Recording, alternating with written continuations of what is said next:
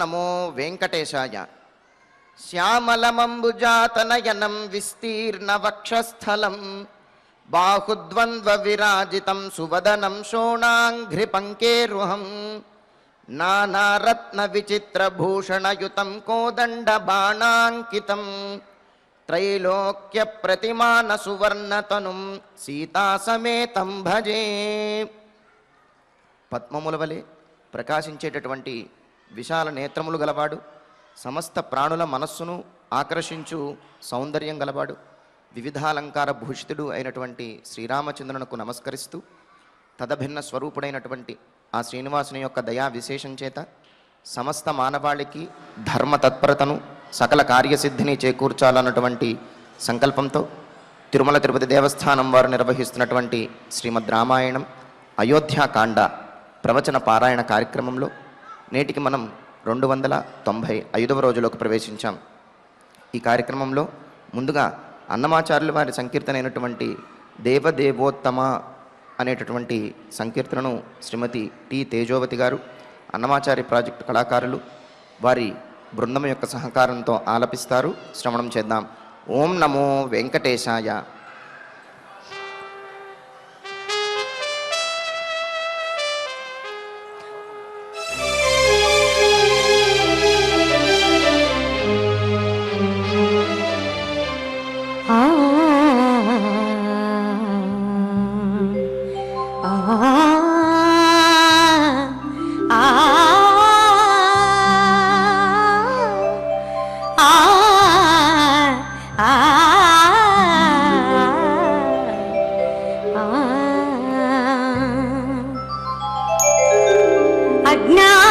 अज्ञानतिमिरान्धस्य ज्ञानाञ्जनशलाकया अज्ञानतिमिरान्धस्य ज्ञानाञ्जनशलाकया चक्षुरुन्मीलितं येन तस्मै श्रीगुरवे नमः. तस्मै श्रीगुरवे नमः.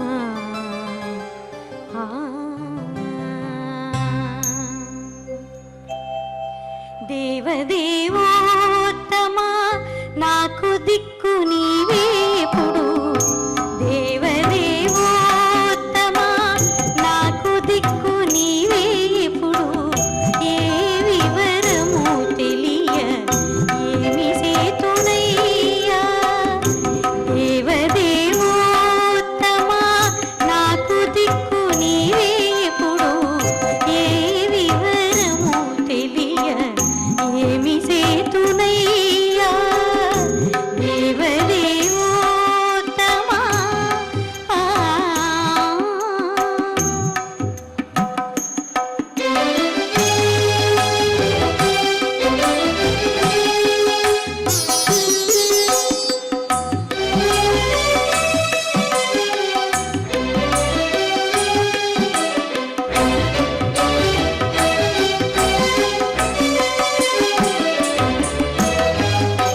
పాపమడగిన గాని ఫలించదు పుణ్యము. పాపమడగిన గాని ఫలించదు పుణ్యము. కోపము మానిన గాని కూడదు శాంతి. పాపమడగిన గాని ఫలించదు పుణ్యము. కోపము మానిన గాని కూడదు శాంతి. చాపల మడచక నిశ్చల బుద్ధి కలుగదు. చాపల మడచక నిశ్చల బుద్ధి కలుగదు. ఏ పూన నావసము గాదేవి సేతునయ్యా. చాపల మడచక నిశ్చల బుద్ధి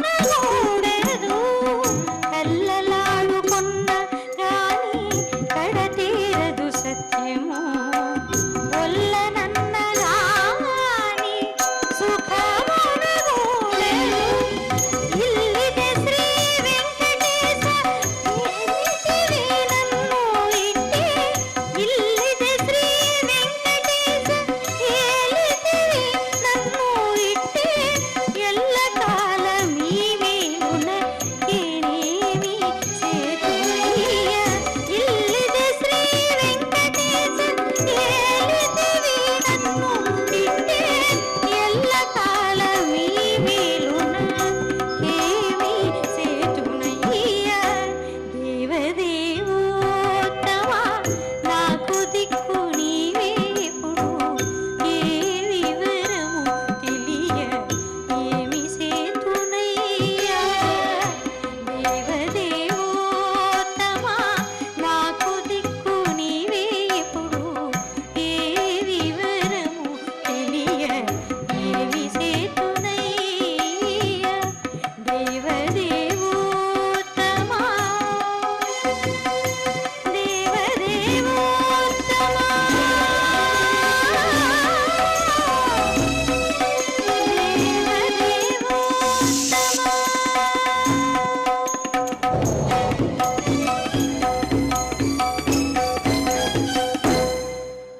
దివ్యమైనటువంటి సంకీర్తనను శ్రవణం చేశాం. ఇక ఇప్పుడు శ్రీ గురు ధ్యాన పూర్వకంగా సంకల్పవాక్యాలను అందరము కలిసి పలుకుతూ ఈ కార్యక్రమాన్ని ప్రారంభం చేసుకుందాం. శ్రీ గురు ధ్యానం గురుర్బ్రహ్మా గురుర్విష్ణు గురుర్దేవో మహేశ్వరః గురుః సాక్షాత్ పరం బ్రహ్మ తస్మై శ్రీ గురవే నమః. శ్రీనివాస ధ్యానం శ్రీవేంకటాద్రినిలయః కమలాకాముకః పుమాన్ అభంగురవిభూతిర్నః తరంగయతు మంగళం. అథ సంకల్పః శ్రీమదాదివరాహ క్షేత్రే విరాజమానస్య శ్రీ పద్మావతీ జానే అఖిలాండకోటి బ్రహ్మాండ నాయకస్య శ్రీరామచంద్ర రూపాంతరస్య భగవతః శ్రీ వెంకటేశ్వర స్వామినః సన్నిధౌ హనుమత్ సీతా లక్ష్మణ భరత శత్రుఘ్న పరివార సమేత శ్రీరామచంద్ర పరబ్రహ్మణః పరిపూర్ణానుగ్రహేణ అస్మిన్ భువనే సమస్తాదివ్యాధీనాం నివారణార్థం భారతవర్షే విద్యా విత్త వాణిజ్య కృషి వైద్య వైజ్ఞానిక దేశరక్షణాదిరంగేషు విద్యమానానాం ఆస్తిక మహాజనానాం సర్వేషాం సకుటుంబానాం ఆయురారోగ్యైశ్వర్య సద్బుద్ధీత్యాది సర్వశుభఫలప్రాప్త్యర్థం ధర్మాచరణద్వారా శ్రీరామరాజ్యస్య పునర్వ్యవస్థాపనార్థం ఉద్యోగార్థినాం సముచితోద్యోగప్రాప్త్యర్థం దంపతీనాం అనుకూల దాంపత్యసిద్ధ్యర్థం సంతానస్య పితృవాక్య పరిపాలనానుకూల బుద్ధి ప్రచోదనార్థం సకల కార్యసిద్ధ్యర్థం గో సంరక్షణార్థం చ శ్రీమద్వాల్మీకి రామాయణే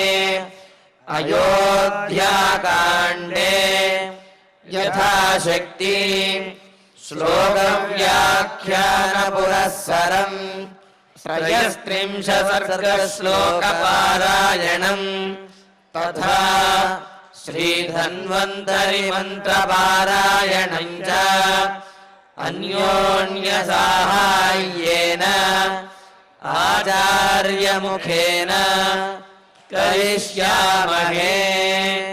श्रीवाल्मीकिप्रार्थना कूजन्तं राम रामेति मधुरं मधुराक्षरम् आरुह्य कविताशाखां वन्दे वाल्मीकिकोकिलम्। श्रीआञ्जनेयप्रार्थना मनोजवं मारुततुल्यवेगं जितेन्द्रियं बुद्धिमतां वरिष्ठं वातात्मजं वानरयूथमुख्यं श्रीरामदूतं शिरसा नमामि। श्रीरामायण प्रार्थना वाल्मीकिगिरिसम्भूता रामसागरगामिनी पुनादिभुवनं पुण्या रामायण महानदी। श्रीराम प्रार्थना अयोध्याख्यातु गुर्वर्धे त्यक्त्वा राज्यं गिरौ वसन् पादुके भरतायादात् स रामः शरणं मम। श्रीरामचन्द्र परब्रह्मणे नमः। अथ श्रीमद् रामायणे आदिकाव्ये अयोध्याकाण्डे त्रयस्त्रिंशः सर्गः। శ్రీమన్నారాయణ చరణౌ శరణం ప్రపద్యే. శ్రీమతే నారాయణాయ నమః. శ్రీరామాయ నమః. దత్వా తు సహ వైదేహ్య బ్రాహ్మణేభ్యో ధనం బహు జగ్మతు పితరం ద్రష్టుం సీతయా సహ రాఘవౌ. రాముడు రామచంద్రమూర్తి వనవాసానికి బయలుదేరుతూ ఉన్నారు. మరి వనవాసానికి బయలుదేరే ముందు తన రాజాంతఃపురంలో ఉన్నటువంటి రామచంద్రమూర్తి సీతాదేవితోటి అలాగే లక్ష్మణస్వామితో కలిసి తాను చేయవలసినటువంటి అనేకమైన దానములను చేశారు. తన రాజాంతఃపురంలో ఉన్నటువంటి విలువైన అనేక వస్తువులను, సంపదలను, మణిమాణిక్యాదులను, ఆసనాదులను, శయ్యాదులను వీటినన్నిటినీ కూడా యోగ్యులైనటువంటి వారికి ఎవరికి ఏది అవసరమో, ఎవరికి ఏది ఇస్తే అది ఉపయుక్తమవుతుందో, సార్థకమవుతుందో ఆయా వస్తువులను వారందరికీ కూడా ఇచ్చాడు. ఎందుకు అంటే తాను వెళ్ళిపోతున్నాను కాబట్టి ఇక్కడ ఎలా ఉంటే ఏమైంది అనే ఆలోచన కాకుండా తాను వెళ్ళిన తర్వాత కూడా ఇక్కడ సువ్యవస్థితంగా ఉండాలి, తనను నమ్ముకుని ఉన్నటువంటి వారందరూ కూడా సుఖంగా ఉండాలి, తన తల్లి అయినటువంటి కౌసల్యాదేవికి ఆ గౌరవ మర్యాదలన్నీ కూడా అదే విధంగా దక్కాలి అని చెప్పి అనుకున్నాడు. అంతే తప్ప తాను వెళ్ళిపోతున్నాం కదా ఇక్కడ ఏం జరిగితే ఏమైంది అనే భావన లేదు. ఇది మనం నేర్చుకోవలసింది. ఒక చోట నుండి, ఒక సంస్థ నుండి, లేకపోతే ఒక ఉద్యోగం నుండి, ఎక్కడి నుంచే అయినా సరే వెళుతున్నారు అంటే అక్కడ ఉన్నటువంటి వారందరూ కూడా వీరిని మెచ్చుకునే విధంగాను, వెళ్ళిన తర్వాత కూడా వీరి పరోక్షంలో కూడా వీరి గురించి మంచిగా చెప్పుకునే విధంగా ఉండాలి. కానీ వెళితే వెళ్ళాడు, పీడా వదిలిపోయింది అన్నట్లుగా మాత్రం ఎక్కడా ఉండకూడదు. అలా ఉన్నట్లయితే అన్ని సంవత్సరములు అక్కడ ఉండి జీవించడం వల్ల, ఆ నలుగురితో కలిసి ఉండడం వల్ల ఏం ప్రయోజనము లేదు, అదంతా కూడా వ్యర్థమే అవుతుంది. మరి రామచంద్రమూర్తి తాను అయోధ్యానగరంలో ఉన్నప్పుడు తనను నమ్ముకున్న, తనని ఆశ్రయించి ఉన్నటువంటి వారు ఎంత సుఖంగా ఉండాలనుకున్నారో అదేవిధంగా తాను వెళ్ళిన తర్వాత కూడా అందరూ అంత సుఖంగా ఉండాలి, తాను వనవాసానికి వెళ్ళినా సరే అని అనుకున్నాడు. పైగా అక్కడ తన అంతఃపురంలోనూ లక్ష్మణుని యొక్క అంతఃపురంలోనూ కూడా ఇంతకుముందు ఏ విధంగా అయితే అన్నీ జరుగుతూ ఉన్నాయో వ్యవస్థలు, అవన్నీ కూడా సురక్షితంగా చక్కగా జరిగే విధంగా ఏర్పాట్లు చేసి ఆ భృత్యులను, సేవకులను వారందరినీ కూడా ఓదార్చి బయలుదేరుతున్నారు వనవాసానికి. అయితే దశరథ మహారాజు రామచంద్రమూర్తిని ఒక్కరినే వనవాసానికి వెళ్ళమని ఆజ్ఞాపించారు. అంటే కైకేయి ద్వారా వచ్చినటువంటి ఆజ్ఞ, కైకేయి కోరినటువంటి వరము కూడా అదే, రాముడికి వనవాసమనే కోరింది. కానీ ఇప్పుడు రాముడు సీతాదేవిని లక్ష్మణస్వామిని కూడా తన వెంట తీసుకుని బయలుదేరుతున్నారు. సరే, వాళ్ళిద్దరూ రాముని వెంట బయలుదేరారు, కాదనలేక ఇంకా వారిని కూడా తీసుకుని బయలుదేరుతున్నాడు. తాను వెళ్ళడానికి అయితే తండ్రి గారి యొక్క అనుజ్ఞ అనేది ఉన్నది, కానీ తన తమ్ముడిని భార్యని కూడా తీసుకుని వెళ్ళడానికి, వనవాసానికి తీసుకువెళ్ళడానికి తండ్రి గారి యొక్క అనుమతి లేదు. మరి వారిని తీసుకువెళ్ళడానికి కూడా తండ్రి అనుమతి కావాలి కదా. అందుకోసమని రాముడు రాఘవౌ, రఘువంశీయులైనటువంటి ఆ రామలక్ష్మణులు ఇరువురు కూడా వైదేహ్యా సహా, సీతాదేవితో కలిసి బ్రాహ్మణేభ్య బహుధనం దత్వా, బ్రాహ్మణులు మొదలైనటువంటి వారికి, అంటే ఇక్కడ కేవలం బ్రాహ్మణులకే అని కాదు, బ్రాహ్మణులను మొదలుకొని అందరికీ కూడా, సేవకుల వరకు అందరికీ కూడా బహుధనం, అనంతమైనటువంటి పరిధి లేనటువంటి, ఎవరికి ఎంత అవసరమో అంతటి ధనాన్ని ఇచ్చేసి పితరం ద్రష్టం, తమ తండ్రి గారిని చూచి, వనవాసానికి వెళ్లే ముందు ఒక్కసారి తండ్రి గారిని చూచి, అంటే ఏమిటి, తండ్రి యొక్క అనుమతి, లక్ష్మణస్వామి అదేవిధంగా సీతాదేవి కూడా బయలుదేరారు కావున వారికి కూడా అనుమతి ఇవ్వమని, అనుజ్ఞ ఇవ్వమని తండ్రిని ప్రార్థించడానికి, తండ్రిని చూడటం కోసమని చెప్పి సీతయా సహ జగ్మతు, సీతాదేవితో కలిసి రామలక్ష్మణులు ఇరువురు కూడా దశరథుని యొక్క రాజాంతఃపురానికి వెళ్ళారట. తతో గృహీతే దుష్ప్రేక్షే త్వశోభేతాం తదాయుధే మాలాదామాభిరాబద్ధే సీతయా సమలంకృతే. మరి వాళ్ళు రాముని యొక్క రాజాంతఃపురం నుండి బయలుదేరి ధనుర్బాణములను ధరించి మరి విశ్వామిత్రునితో పాటు మిథిలా నగరానికి వెళ్ళినప్పుడు ఆ జనక మహారాజు చేసినటువంటి యజ్ఞ సందర్భంలో వరుణదేవుడు ఇచ్చినటువంటి 2 ధనుస్సులు, అదేవిధంగా ఖడ్గములు, ఇవన్నీ కూడా ఉన్నాయి కదా. వాటిని తీసుకురమ్మని చెప్పి లక్ష్మణస్వామికి అనుజ్ఞ ఇస్తే లక్ష్మణుడు వశిష్ఠుని యొక్క గృహానికి వెళ్ళి వాటినన్నింటినీ కూడా, ఆ ఆయుధములను, అక్షయబాణ తుణీరములు, ధనుస్సులు, ఖడ్గము, వీటిని తీసుకువచ్చి రామచంద్రమూర్తికి ఇచ్చాడు కదా. మరి వాటిని ధరించారు రామలక్ష్మణుడు. ఇలాగా ఆ ధనుస్సు, అక్షయబాణ తుణీరము, మరి ఒక చేతిలో కత్తి, ఆ ఖడ్గము, వీటిని ధరించి రామలక్ష్మణులు అలా నడుచుకుంటూ వెళుతున్నారు. వారితో పాటే సీతాదేవి కూడా, రాముడితో పాటే సీతాదేవి కూడా నడుచుకుంటూ వెళుతున్నది. వారికి ఎటువంటి అలంకరణలు ఏమీ కూడా లేవు, మరి ఎటువంటి రాచమర్యాదలు కూడా ఏమీ లేవు. చతురంగ బలములు కానీ, లేకపోతే జయధ్వానాలు చేసేవారు కానీ ఎవరూ లేరు. వారు ముగ్గురు కూడా ఆ రాముని యొక్క రాజాంతఃపురం నుండి అలా రామలక్ష్మణులు ధనుర్బాణములను ధరించి, సీతాదేవి వారిని అనుసరించి అలా తల వంచుకుని నడుచుకుంటూ వెళుతున్నారు. నడుచుకుంటూ వెళుతుంటే తతః, ఆ తరువాత గృహీతే దుష్ప్రేక్ష్యే, ధరించినటువంటివి అంటే హస్తములలో వాళ్ళు ఎప్పుడూ కూడా అయోధ్యానగరంలో సంచరించేటప్పుడు రామలక్ష్మణులు ఈ దివ్యమైనటువంటి, దేవదత్తమైనటువంటి ఈ ధనుస్సులని వారెప్పుడూ ధరించవలసిన అవసరము రాలేదు. అటువంటి ధనుస్సులను వాళ్ళు ధరించి వెళుతూ ఉంటే చూసే ప్రజలందరికీ కూడా చాలా ఆశ్చర్యంగా ఉంది. అంటే ఇప్పటి వరకు తామెప్పుడూ కూడా చూడనటువంటి ఆ ధనుస్సులను రామలక్ష్మణులు ఇరువురు కూడా ధరించి మునుముందుకు వెళుతూ ఉంటే గృహీతే దుష్ప్రేక్ష్యే సీతయా మాలదామాభి ఆబద్ధే, పైగా ఆ ధనుస్సులు పూజ చెయ్యబడి సీతాదేవి చేత మాలల చేత అలంకరించబడ్డాయి. సీతాదేవి ఆ ధనుస్సుని పూజించి మాలల చేత అలంకరించింది. ఎందుకు అంటే ఆయుధములు అనేవి సవ్యంగా వినియోగపడినప్పుడే అవి క్షేమకరంగా ఉంటాయి. ఎప్పుడైతే అవి దుర్వినియోగం చేయవలసి వస్తుందో, లేకపోతే వాటిని సవ్యంగా ప్రయోగించడం తెలియదో, అప్పుడు అవి ధరించినటువంటి వారికి అపాయాన్ని చేకూర్చుతాయి. అందుకనే ఆయుధములను పూజించి వాటిని అనుకూలంగా మార్చుకోవాలి అని చెప్పి అన్నారు. అందుకనే ఇక్కడ ఆ ధనుస్సును దేవదత్తమైనటువంటి వరుణదేవుని చేత ప్రసాదించబడిన ఆ ధనుస్సులను పూజించి వాటిని అలంకరించారు.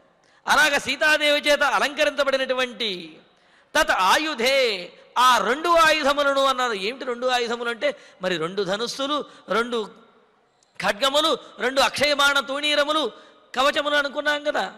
మరి వాటిని అశోభేతాం, వాటినన్నింటినీ కూడా ధరించి ఉన్నారు రామలక్ష్మణుడు. అలాగా అవి మిక్కిలి ప్రకాశంగా మెరుస్తూ చాలా దివ్యంగా కనిపిస్తూ ఉన్నాయి. రామలక్ష్మణులేమో ఇంతకుముందు ఎప్పుడూ ధరించినటువంటి ఆ ధనుస్సులను, అక్షయబాణ తుణీరములను, ఖడ్గములను ధరించారు. సీతాదేవి ఎప్పుడూ కూడా అంతఃపురాన్ని విడిచి బయటికి రానటువంటి సీతాదేవి ఆమె అలా వారి వెనకాల నడుచుకుంటూ వస్తూ ఉన్నది. ఇలాగా ముగ్గురు కూడా ఆ రాజవీధిలో నడుచుకుంటూ వెళుతూ ఉంటే తతఃప్రాసాదహర్మ్యాణి విమాన శిఖరాణి చ అధిరుహ్య జన శ్రీమాన్ ఉదాసీనో వ్యలోకయత్. ఇలాగా రాముడు, లక్ష్మణుడు, సీతాదేవి గురువు కూడా రాముని యొక్క రాజాంతఃపురం నుండి దశరథుని యొక్క అంతఃపురానికి వెళుతూ ఉంటే శ్రీమాన్ జన, శోభాయుక్తమైనటువంటి ఎంతో సంపదతో కూడినటువంటి మన రాజవిధులు కూడా రాముని యొక్క పట్టాభిషేకం కోసం అంత గొప్పగా అలంకరించారు కదా. అయితే పట్టాభిషేకం ఆగిపోయినది, కానీ వాటి యొక్క శోభ అలాగే ఉన్నది. అందుకనే శ్రీమాన్, శోభాయుక్తమైనటువంటి, సిరిగలిగినటువంటి. ఇంకా జనుల యొక్క సమూహం. అయోధ్య నగరమే కాదు, అయోధ్య నగరంలో ఉన్నటువంటి ప్రతి పౌరుడు కూడా ప్రతిరోజు కంటే, అంతకుముందు పూర్వం కంటే కూడా ఆ రోజున విశేషమైనటువంటి అలంకరణలతో ఉన్నారు. సహజంగా విశేషమైన అలంకరణ చేసుకున్నా, లేకపోతే కొత్త ఆభరణములు ధరించినా సరే అంతకు ముందు లేనటువంటి ఉత్సాహం ఒకటి వస్తుంది. నేను ధరించినటువంటి వస్త్రములు గొప్పగా ఉన్నాయి కదా, నేను పెట్టుకున్న ఆభరణముల వల్ల అందం వచ్చింది కదా అని చెప్పి అంతకు ముందు లేనటువంటి ఒకనొక తేజస్సు వారి ముఖములలో గోచరిస్తుంది. కానీ మరి ఈనాడు అలాగా కేవలం ఆభరణములతోటి, అలాగే అలంకరణలతోటి శోభిల్లుతున్నాయి ఆ రాజవీధులన్నీ. ఆభరణములతోటి, వస్త్రములతోటి శోభిల్లుతూ ఉన్నారు ఆ జనులందరూ కూడా. అలాంటి వారందరూ ప్రాసాదహర్మ్యాని, ప్రాసాదములను, హర్మ్యములను. ఏమిటి ప్రాసాదములు, హర్మ్యములు అంటే హర్మ్యాదిర్ధనినాం వాస ప్రాసాదో దేవభూభుజాం అని చెప్పి అన్నారు. అంటే ధనవంతులు ఉండేటటువంటి భవంతులు ఏవైతే ఉన్నాయో వాటిని హర్మ్యములు అని అంటారు. మరి ప్రాసాదములు అంటే రాజులు, అదేవిధంగా దేవుని యొక్క దేవతా మందిరములు ఏవైతే ఉంటాయో, రాజుల యొక్క అంతఃపురాలు, దేవతల యొక్క మందిరములు ఏవైతే ఉంటాయో వాటిని ప్రాసాదములు అని అంటారు. మరి ప్రజలందరూ కూడా అక్కడ ధనికుల యొక్క ఆ మేడల మీద, అదేవిధంగా రాజాంతఃపురములు, ఆ దేవాలయములు ఏవైతే ఉన్నాయో అక్కడ నుండి విమాన శిఖరాణిచ, విమాన శిఖరములను అధిరోహించి. ఏమిటండి విమానము అంటే, విమాన శబ్దానికి భగవంతుడు నివసించేటటువంటి ఆ ఆలయం యొక్క గోపురం ఏదైతే ఉన్నదో ఆ ఉపరితల భాగం, దానిని విమానము అని అంటారు. మరొకటి రెండవ అర్థం ఏమిటి అంటే 7 అంతస్తుల మేడ యొక్క ఈ చివరి అంతస్తు ఏదైతే ఉంటుందో, పైన ఉండేటటువంటి అంతస్తు, దానిని కూడా విమానము అని అంటారు. మరి ఇక్కడ అయోధ్యానగరంలో కూడా అంత పెద్ద అన్ని అంతస్తులు కలిగినటువంటి భవంతులు ఉన్నాయన్నమాట. ఆ అంతస్తులలో పై అంతస్తు నుండి కూడా, అంటే ఎక్కువసేపు సీతారాములను, లక్ష్మణస్వామిని చూడాలి అని వాళ్ళందరూ ఆ పై అంతస్తులలో ఉండి వీరిని వీక్షిస్తూ ఉన్నారు. మరి రాముడు కౌసల్యాదేవి యొక్క అంతఃపురం నుండి, అలాగే ఆ రాముని యొక్క అంతఃపురానికి వచ్చేటప్పుడు, కౌసల్యాదేవి యొక్క అంతఃపురానికి వెళ్ళేటప్పుడు కూడా ప్రజలందరూ పట్టాభిషేకం ఉన్నది అనే భావనతోటి వాళ్ళందరూ ఆ మేడల మీద నుంచి పుష్పములను చల్లేవారు కొంతమంది. అదేవిధంగా రాజాస్థానంలో వెళ్ళేటప్పుడు ఏ పేలాలు ఏవైతే ఉంటాయో, ఆచారరాజైరివ పౌరకన్యా అని చెప్పినట్లుగా ఆ రాసమర్యాదలతో కూడినటువంటి ఉపచారములు చేసేవారు కొంతమంది, జయధ్వానాలు చేసేవారు కొంతమంది. ఈ విధంగా భూమి ఆకాశము కూడా రాముని యొక్క జయధ్వానములతోటి దద్దరిల్లాయి అని చెప్పి అనుకున్నాం కదా. మరి అలాగ ఇప్పుడు పరిస్థితి ఏమిటి అంటే, రాముడు అలా నడుచుకుంటూ వెళుతూ ఉంటే ఆ రాజవీధుల పక్కన ఉన్నటువంటి మేడలలోంచి అందరూ ఆ మేడలు శోభిస్తూ ఉన్నాయి అలంకరణలతోటి. అక్కడ ఉన్నటువంటి జనులు కూడా వారి వారి అలంకరణలతోటి అదేవిధంగా ఆభరణములతోటి శోభిల్లుతూ ఉన్నారు. కానీ వారి ముఖములు మాత్రము ఏ ఒక్కరివి కూడా శోభిల్లటం లేదు. అదే మాట చెబుతున్నారు. విమాన శిఖరాణి, ఎత్తైనటువంటి మేడల పైభాగము నుండి కూడా అధిరుహ్య, ఆ పైభాగాలను ఎక్కి అక్కడ నుంచి నుంచుని ఉదాసీన, నిరుత్సాహంతో, నిర్వేదంతో, దుఃఖంతో కూడినటువంటి ముఖములతో వాళ్ళందరూ కూడా సీతారామ లక్ష్మణుల్ని వీక్షిస్తూ జలోకయతు అలా చూస్తూ ఉండిపోయారు. పట్టాభిషేకం ఉన్నది అని చెప్పినప్పుడు ఏ జయ జయధ్వానాలు ఉన్నాయో, ఏ కోలాహలం అయితే ఉన్నదో, ఏ రాచమర్యాదలైతే జరిగాయో అవేవీ కూడా లేదు. ఎంతోమంది, వేల మంది అలా కనిపిస్తున్నప్పటికీ అంతా కూడా మౌనం తాండవిస్తూ ఉన్నది. ప్రతి వారి ముఖంలోనూ కూడా ఆ ఔదాసీన్యం, దుఃఖము, ప్రతి వారి కళ్ళలో కూడా కన్నీరు.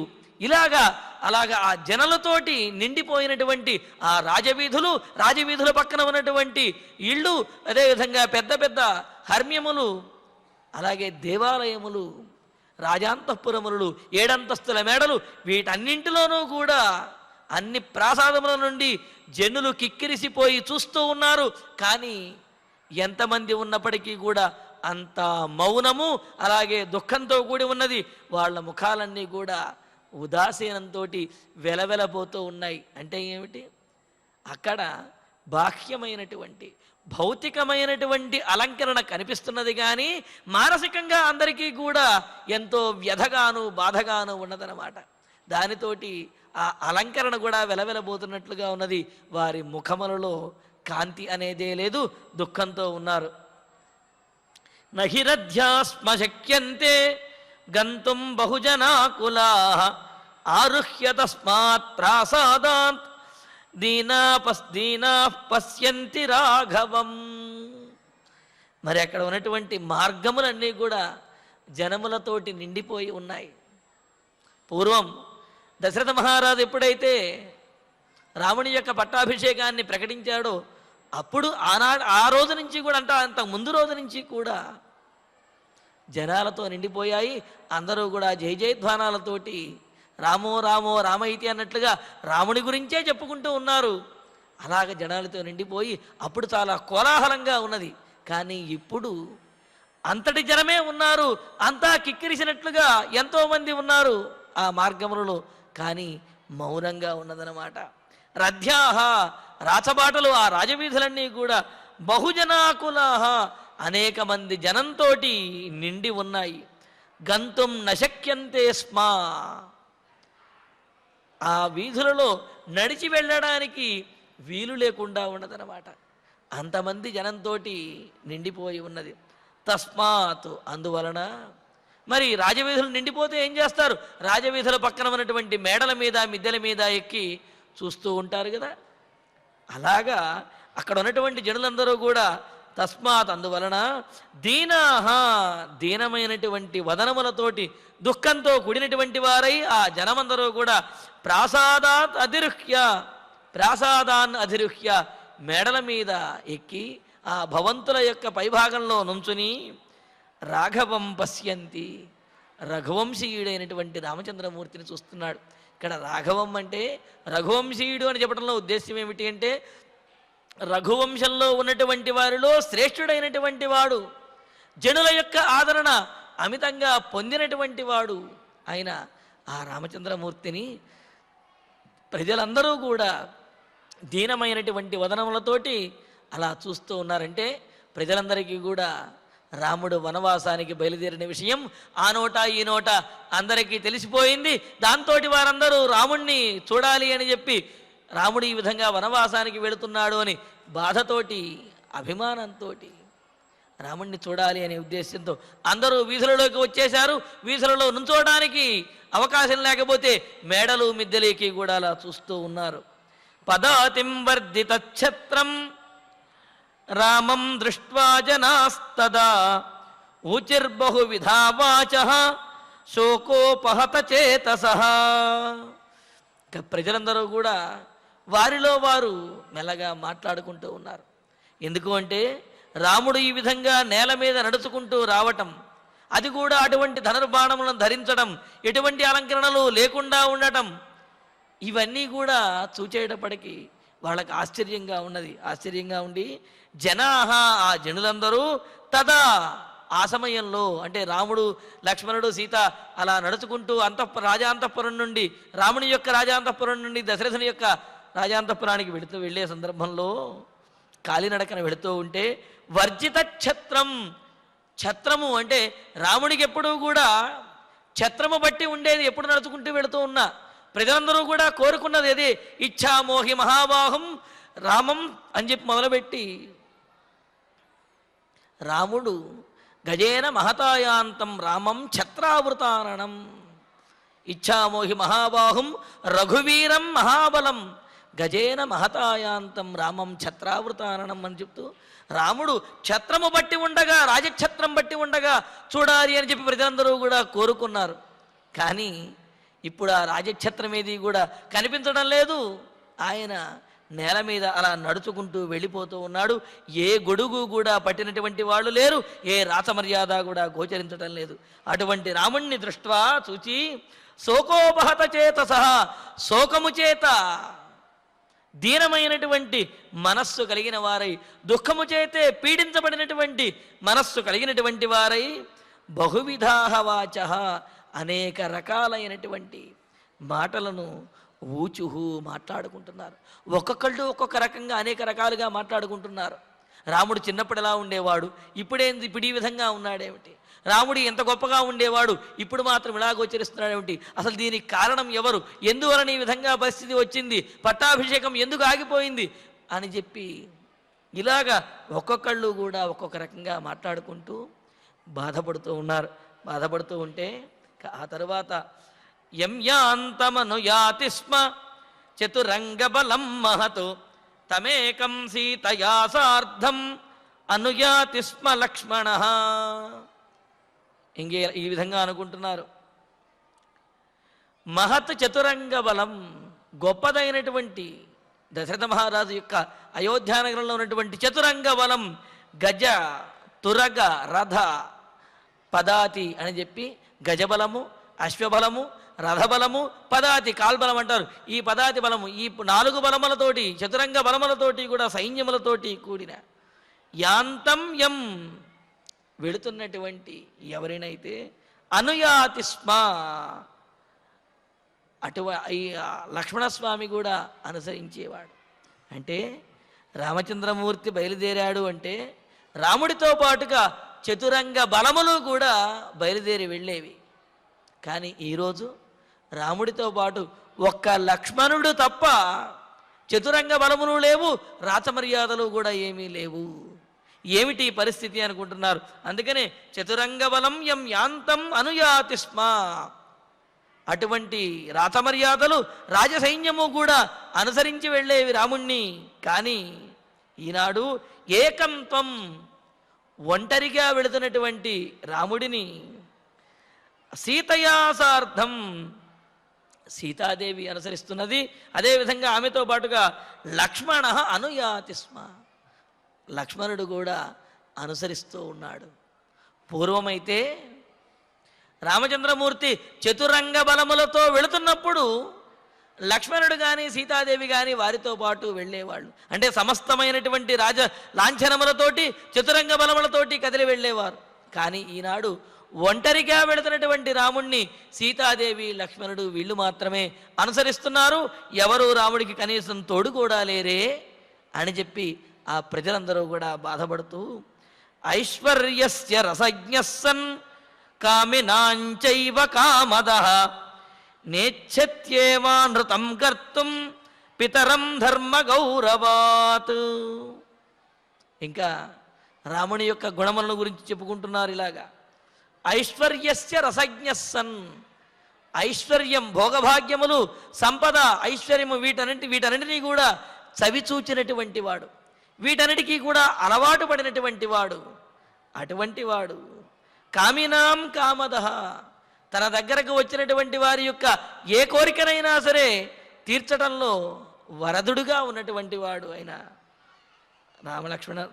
రామచంద్రమూర్తి ధర్మ గౌరవాత్, ధర్మం మీద ఉన్నటువంటి గౌరవంతో, ధర్మాచరణ మీద ఉన్నటువంటి ఆ చిత్తశుద్ధితోటి తండ్రికి సేవ చెయ్యటము పితృవాక్య పరిపాలన అనే ధర్మము కోసమని చెప్పి పితరం అనృతం గర్తుం నేచ్ఛత్యేవ, తండ్రి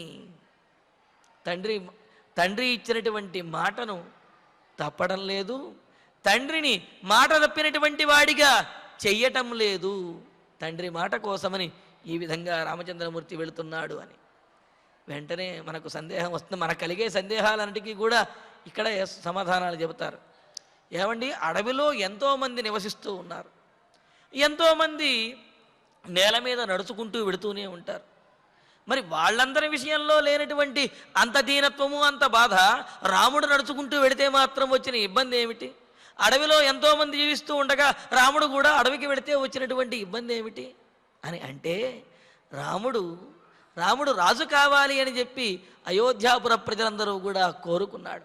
రాముడి యొక్క గుణములు తమకు ఉపయోగపడాలి, తమ యందే రాముడు ఉండాలి అని చెప్పి అయోధ్యాపుర ప్రజలందరూ కూడా కోరుకున్నాడు. పైగా రాముడు రాచబిడ్డగా ఉండి అనేకమైనటువంటి సుఖములని వాటిని పొందినటువంటి వాడు. మరి ఒకసారి సుఖములకు అలవాటు పడినటువంటి వాడు, సాత్వికమైనటువంటి బుద్ధి కలిగినటువంటి వాడు మరల ఊహించనటువంటి కష్టములను పడాలి అంటే అది చాలా దీనమైనటువంటి స్థితి అవుతుంది. మొదటి నుంచి కష్టాలు పడేవాడైతే అది దీనమైన స్థితి ఏమీ లేదు, అది అలవాటు పడినటువంటిది అవుతుంది. కావున ఆ విషయంలో ఎవరూ కూడా శోకించరు. కానీ మొదటి నుండి కూడా ఆయన రాచబిడ్డగా ఉండి ధర్మాచరణ చేస్తూ అందరినీ కూడా ఆదరిస్తూ ఉండేటటువంటి వాడు, సాత్విక బుద్ధి కలిగినటువంటి వాడు, రాజు అవ్వటానికి యోగ్యమైనటువంటి వాడు. అటువంటి వాడు మరి రాజ్యాన్ని విడిచి అడవికి వెళుతున్నాడు అంటే ఎవరికైనా సరే బాధే కదా. అందుకని అంటారు కదా, పూలు అమ్మిన చోట కట్టెలు అమ్మాలి అంటే అది బాధే అవుతుంది. మొదటి నుంచి కట్టెలే అమ్ముకుంటూ వెళుతుంటే అది పెద్ద బాధ కాదు, కానీ పూలు అమ్మిన చోట కట్టెలు అమ్మాలంటే మాత్రం అది చాలా ఇబ్బందికరమైనటువంటి పరిస్థితి అన్నారు. మరి ఇక్కడ రామచంద్రమూర్తి ఐశ్వర్యంలో పెరిగినటువంటి వాడు, ఆ రాచమర్యాదలన్నీ కూడా పొందినటువంటి వాడు. ఆ విధంగానే అయోధ్యాపుర ప్రజలందరూ కూడా రాముణ్ణి చూశారు. కానీ ఇప్పుడు ఆ రాచమర్యాదలు కానీ ఐశ్వర్యము కానీ ఏమీ లేకుండా అలాగా ఆయన నేల మీద నడుచుకుంటూ వెడుతూ ఉంటే, అంటే ఎవరి యొక్క సహాయము లేకుండా అలాగా వాళ్ళు నడుచుకుంటూ వెడుతూ ఉంటే అది చూస్తూ వీళ్ళు తట్టుకోలేకపోతున్నారు, భరించలేకపోతున్నారు. పైగా రాముడు ఏదైనా తప్పు చేసి వెళ్ళిపోతున్నాడా రాజ్యం నుంచి? కాదు కదా. పితృవాక్య పరిపాలన అనే ధర్మాన్ని ఆచరించడం కోసం రాముడు ఆ విధంగా ధర్మాచరణ కోసం తాను కష్టపడుతూ ఉంటే వీళ్ళందరూ అది చూచి బాధపడుతున్నారు. అయ్యో, ఇంతటి గొప్పవాడికా ఇటువంటి కష్టములు వచ్చాయి అని చెప్పి అనుకుంటూ, యానశక్యా పురా ద్రష్టం భూతైరాకాశగైరపి తామద్య సీతాం పశ్యంతి రాజమార్గగతా జనాః. మరో మాట కూడా అనుకుంటున్నారు జనులందరూ.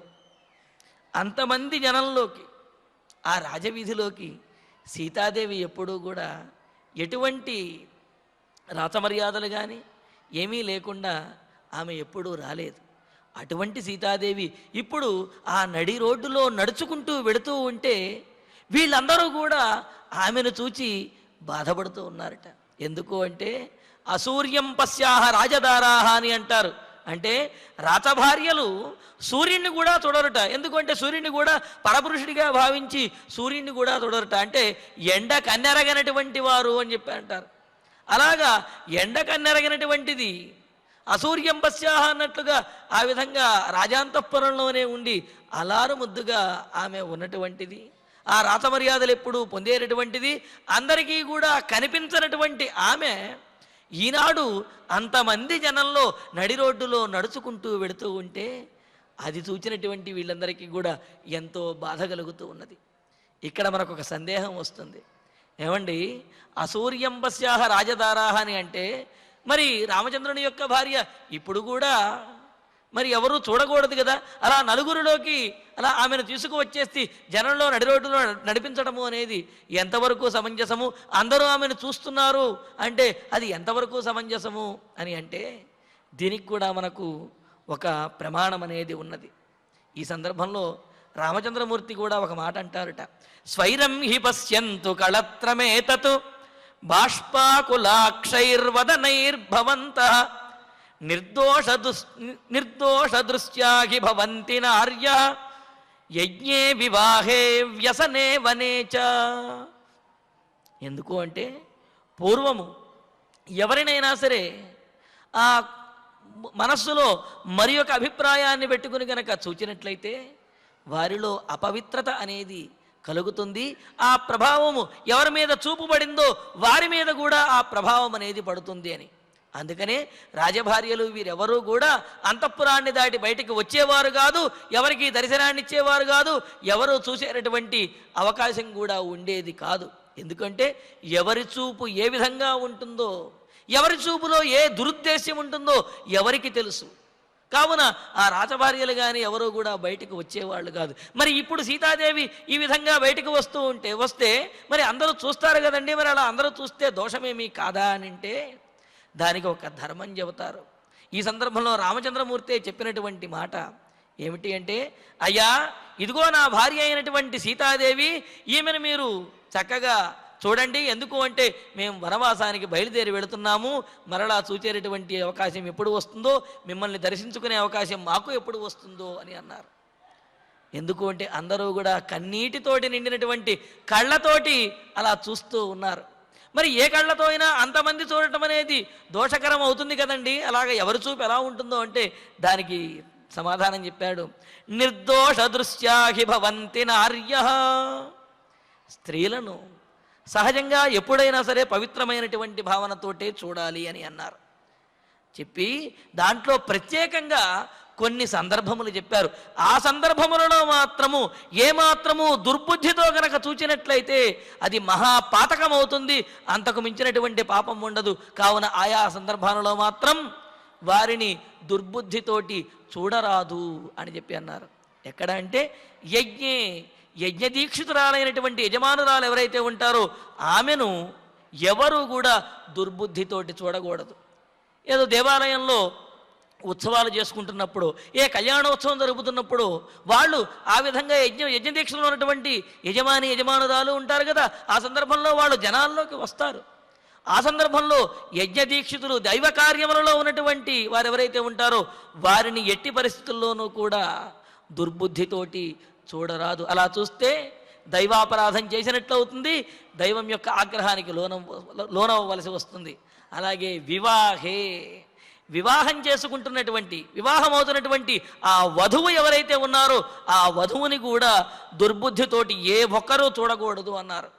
అందుకనే పెళ్లి కూతురు ఎలా ఉన్నది అంటే విలక్షణంగా ఉన్నది అని చెప్పాలి కానీ కత్తిలా ఉన్నదనో హాటుగా ఉన్నదనో ఇలాంటి పిచ్చి మాటలు ఎప్పుడూ కూడా అనకూడదు. పెళ్లి కూతురు విలక్షణంగా ఉన్నది అంతే, ఆమెకి ఇచ్చే గౌరవం ఆమెకి ఇవ్వాలి తప్ప ఆమె మరో రకంగా ఉన్నది అని చెప్పి నోటి దురుసుగా మాట్లాడటం అది మహాపాపం అవుతుందన్నమాట. కావున వివాహ దీక్షితురాలైనటువంటి వధువు విషయంలో కూడా చాలా గౌరవంగా మాట్లాడాలి, గౌరవంగానే చూడాలి. అలాగే వ్యసనే ఆపదలో ఉన్నటువంటి స్త్రీని కూడా అదేవిధంగా పవిత్రమైనటువంటి భావనతో చూడాలి తప్ప ఆపదలో ఉంది కదా అని చెప్పి అలుసుగా చూడటము లేకపోతే దుర్బుద్ధితో చూడటం కూడా అది మహాపాపం.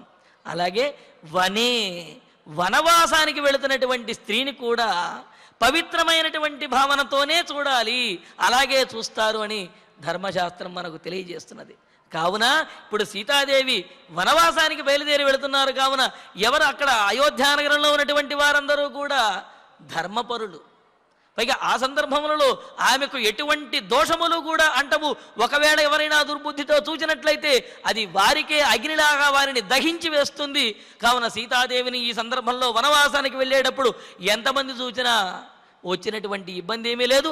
ఎందుకంటే ఆమె వనవాస దీక్షితురాలయ్యి ఉన్నది. అలా దీక్షలో ఉన్నటువంటి వారిని దుర్బుద్ధితో చూచినట్లయితే అది వారికి ఇబ్బంది కలుగుతుంది తప్ప అంటే ఏమిటి, అలా చూచినటువంటి వారిని నశింపజేస్తుంది తప్ప వీరికి వచ్చినటువంటి ఇబ్బంది ఏమీ ఉండదు. అందుకనే సీతాదేవి రామలక్ష్మణులతో కలిసి అలాగా రాజవీధిలో మధ్యలో నడుచుకుంటూ వస్తున్నది. అక్కడ ఉన్నటువంటి ప్రజలందరూ కూడా కన్నీరు మున్నీరుగా విలపిస్తూ వారిని వీక్షిస్తూ ఉన్నారు. మరి ఆ సందర్భంలో ఉన్నటువంటి మరిన్ని విశేషాలను తరువాతి ప్రవచనంలో తెలుసుకుందాము. ఇక ఇప్పుడు ఆచార్యుల వారి ద్వారా శ్లోకాలను పారాయణ చేసుకున్నాము. దత్వాతు సహ వైదేహ్యా బ్రాహ్మణేభ్యః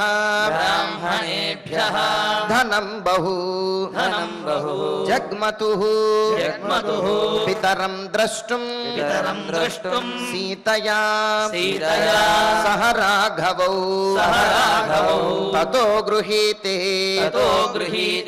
దుష్ప్రేక్షే వశోభేతాం తదాయుధే మాలదామభిః ఆబద్ధే సీతయా సమలంకృతే తతః ప్రాసాదహర్మ్యాణి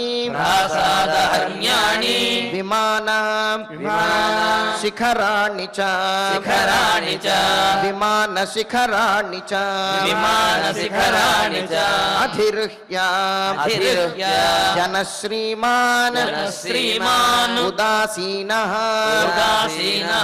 వ్యలోకయత్ నహి రథ్యాస్మా శక్యంతే గంతుం బహుజనాకులా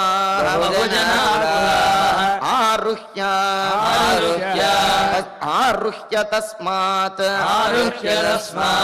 ప్రాసాదాన్ దీనాః పశ్యంతి రాఘవం పదాతిం వర్జితఛత్రం రామం దృష్ట్వా తదా జనాః ఊచుః బహువిధా వాచః శోకోపహత చేతసః శోకోపహత చేతసః యం యాంతం అనుయాతి స్మ చతురంగబలం మహత్ తమేకం సీతయా సార్ధం అనుయాతి స్మ లక్ష్మణః ఐశ్వర్యస్య రసజ్ఞః సన్ కామినాం చైవ కామదః నేచ్ఛత్యేవ నృతం కర్తుం పితరం ధర్మగౌరవాత్ జ్ఞానశక్త్యా పురాద్రష్టుం భూతైః ఆకాశగైరపి తామద్య సీతాం పశ్యంతి రాజమార్గగతా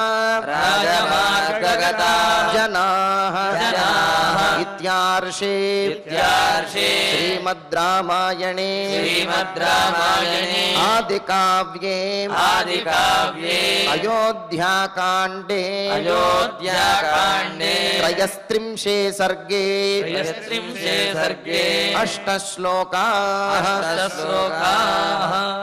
ఫలశ్రుతి నుండి మంగళాంతం వరకు అందరము కలిసి పఠిద్దాం. ఫలశ్రుతి ఆయుష్యమారోగ్యకరం యశస్యం సౌభ్రాతృకం బుద్ధికరం సుఖం చ శ్రోతవ్యమేతన్నియమేన సద్భిః ఆఖ్యానమోజస్కరవృద్ధికామైః శ్రీరామచంద్ర పరబ్రహ్మణే నమః. అథ ధన్వంతరి ధ్యానం అచ్యుతానంద గోవింద విష్ణో నారాయణామృత రోగాన్మే నాశయాశేషాన్ ఆశు ధన్వంతరే హరే.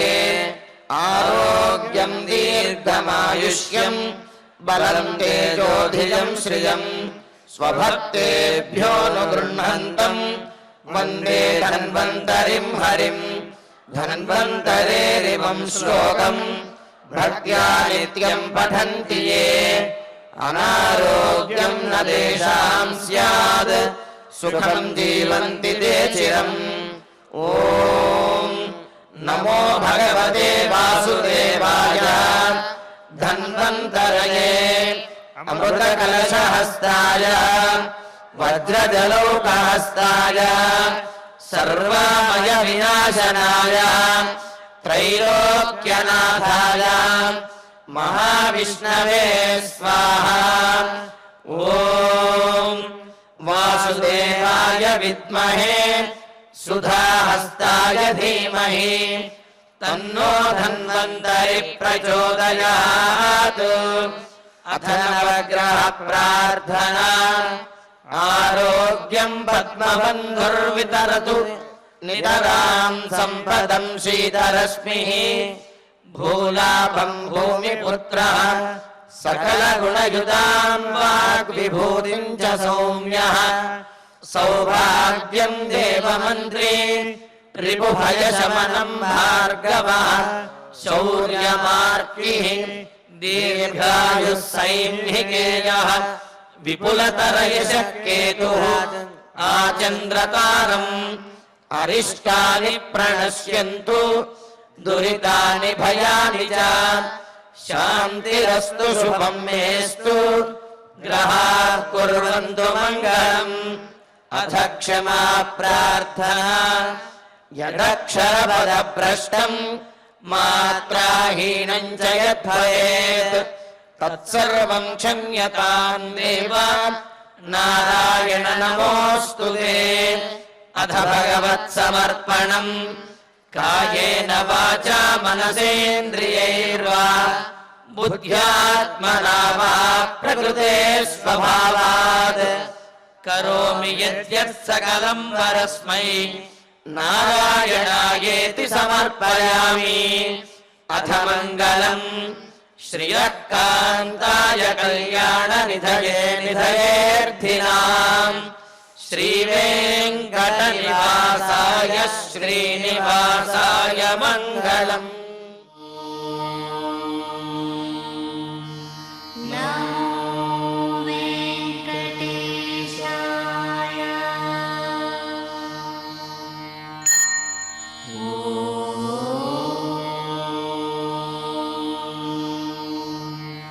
నమో వెంకటేశాయ.